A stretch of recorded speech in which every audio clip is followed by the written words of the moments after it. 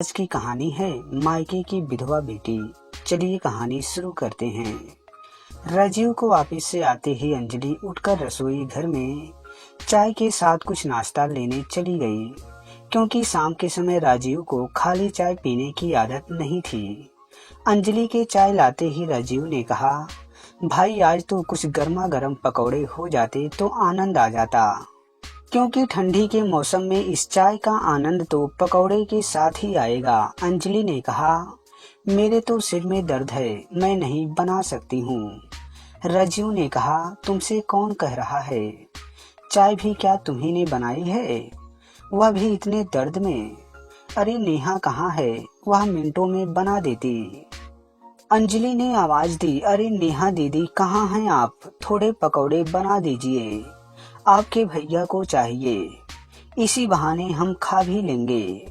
नेहा ने वहीं से आवाज लगाई, अंजलि तुम बना लो, मैं मुन्ना को होमवर्क करा रही हूँ, इसका बहुत सा काम पूरा नहीं है, मैंने खाने की सारी तैयारी कर दी है। राजीव ने कहा, अभी तो 6 बजे हैं, रात तक तुम्हें क्या करना है। नेहा ने कहा, भैया काम बहुत है, माँ बीमार है तो रसोई में देखनी है, साथ में उन लोगों को भी, फिर रात में मुन्ना को जल्दी नींद भी नहीं आती है, तो क्या उसके लिए सब लोग टीवी देखना बंद कर दें। राजीव ने चिढ़कर कहा, क्योंकि उसे नेहा से ऐसे उत्तर की आशा नहीं थी। उसकी सरल ममतामयी दीदी तो सुबह से आधी रात तक भाई की सेवा में लगी रहती। राजीव सोचने लगा, इंटर के बाद नेहा ने प्राइवेट बीए की परीक्षा दी थी। परीक्षा के समय घर मेहमानों से भरा था, क्योंकि उसकी बड़ी बहन दिव्या का विवाह था और वह दिन रात मेहमानों की आव भगत में लगी रहती। कोई भी नेहा से यह न कहता कि तुम अकेले कहीं बैठकर पढ़ाई कर लो, जबकि उससे बड़ी 2 बहनें 2 भाई भी थे। घर में आए मेहमानों की जरूरतों को पूरा करने के बाद नेहा ज्यों ही हाथ में कागज कलम या पुस्तक उठाती तो कोई ना कोई बुला ही लेता था। दोनों बहनें अपने छोटे बच्चों के चोचलों और ससुराल के लोगों की आओ भगत में अधिक लगी रहती। सबके मुंह पर दौड़ भाग करती नेहा का नाम रहता। माँ तो हमेशा घर आए मेहमानों से बातचीत करती रहती। कितनी मुश्किल से अच्छा घरवर मिला है, वह इसकी व्याख्या करती रहती।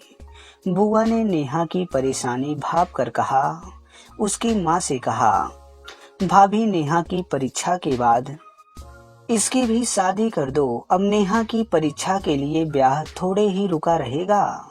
नेहा की माँ ने कहा, हाँ दीदी, यह पढ़ लिख कर कौन सा कलेक्टर बन जाएगी, बस ग्रेजुएट का नाम हो जाए, फिर इसको भी पार करके हम गंगा नहा लें।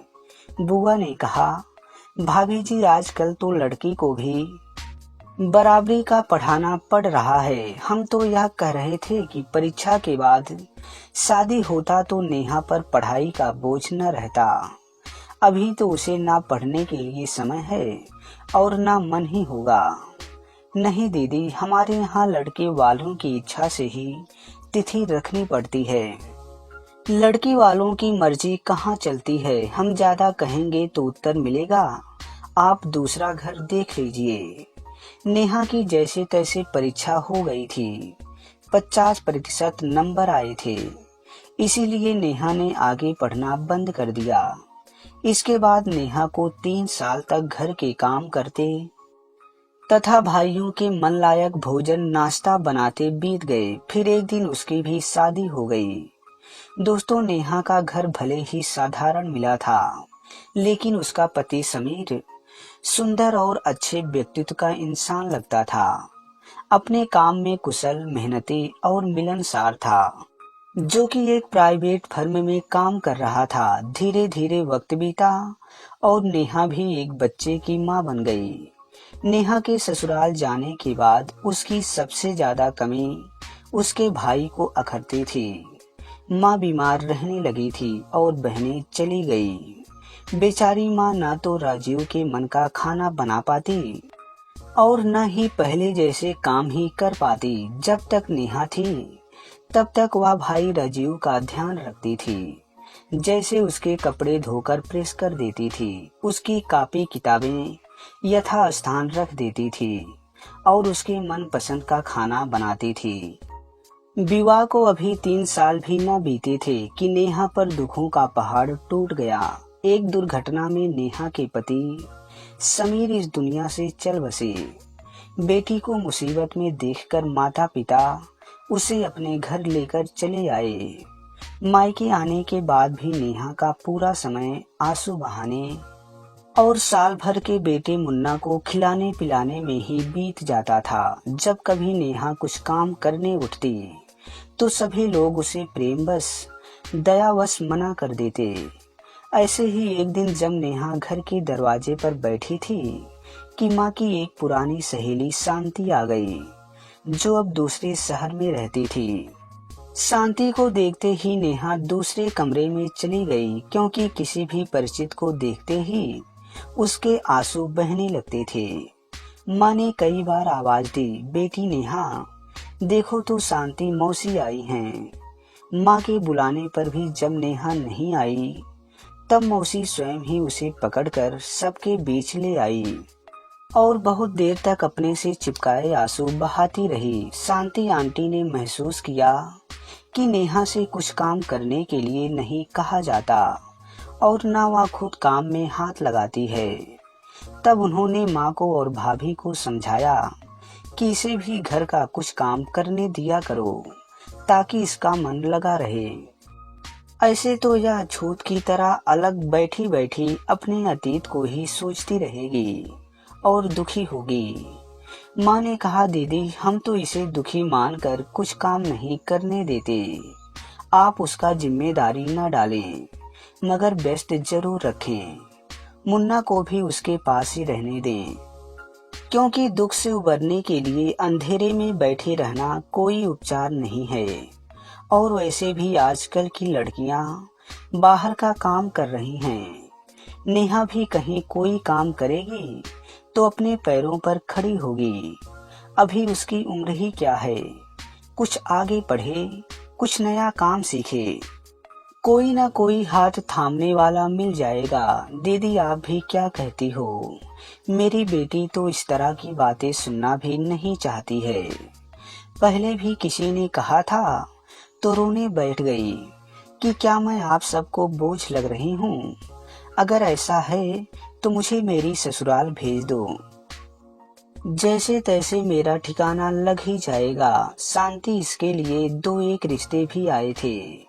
एक 3 बेटियों का पिता था जिसकी पत्नी मर चुकी थी।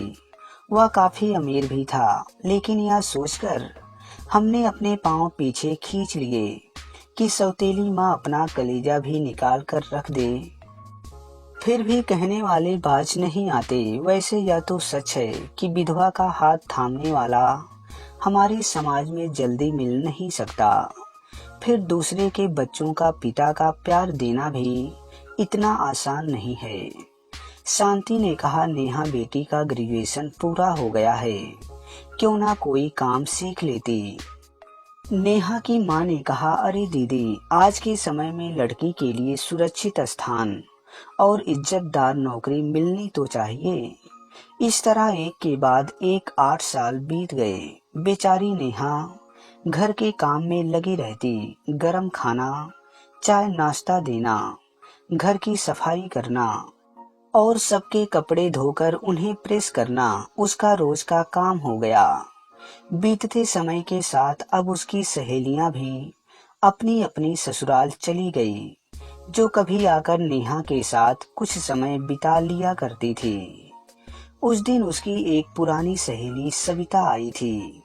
वह उसे अपने घर ले गई, जहां महाराजिन को बातें करते नेहा ने सुना, बीबी जी मैं तो पहले कभी दूसरे की रसोई में भी नहीं जाती थी, काम करना तो दूर की बात है, मगर जब मनुआ के बाबू 2 दिन के बुखार में चल बसे तब घर का खर्च, पीतल तांबे के बर्तन, चांदी सोने के गहने बेचकर मैंने काम चलाया। उस समय मेरे भाइयों ने गांव में चलकर रहने को कहा।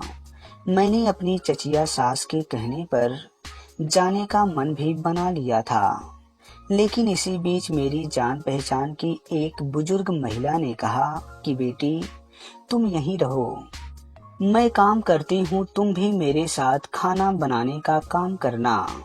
बेटी, काम कोई बुरा नहीं होता।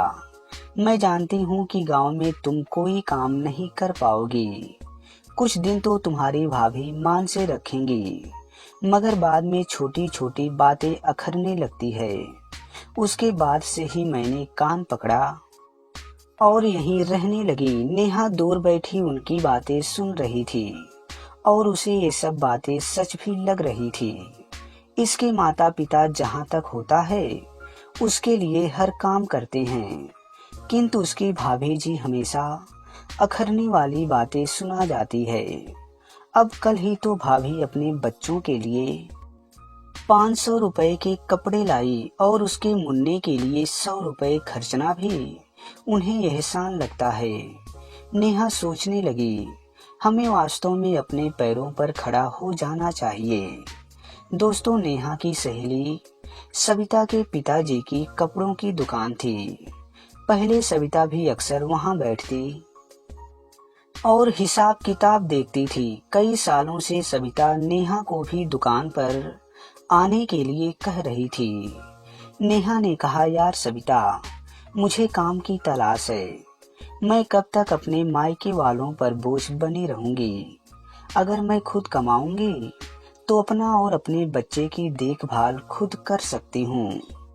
उसी दिन शाम को सविता ने नेहा की माँ से कहा, आंटी, मैं चाहती हूँ कि नेहा मेरे साथ काम में हाथ बटा दिया करे। नेहा की माँ को पहले तो अच्छा नहीं लगा। सोचा शायद नेहा बेटी को पैसे की कमी खटक रही है। तभी सविता ने कहा, आंटी, इसका मन भी घर से बाहर निकलकर थोड़ा बहल जाएगा और मुझे अपने भरोसे की एक साथी मिल जाएगी। नेहा की माँ ने उसे जाने की इजाजत दे दी। अब नेहा अपनी सहेली की दुकान पर काम करती और बदले में उसे कुछ पैसे भी मिल जाते थे। यह देखकर नेहा की माँ बहुत खुश थी कि अब उनकी बेटी अपने मन से खर्च कर पाएगी। भाई बहन का स्नेह मिलता रहे, मगर उनकी दया पर ही निर्भर न रहे। बाहर की दुनिया से जुड़कर उसका आत्मविश्वास भी बढ़ेगा, साथ ही जीने का उत्साह भी। दोस्तों, ये सब बातें कहीं ना कहीं सच भी है, क्योंकि मायके में किसी की जिंदगी पार नहीं होती है।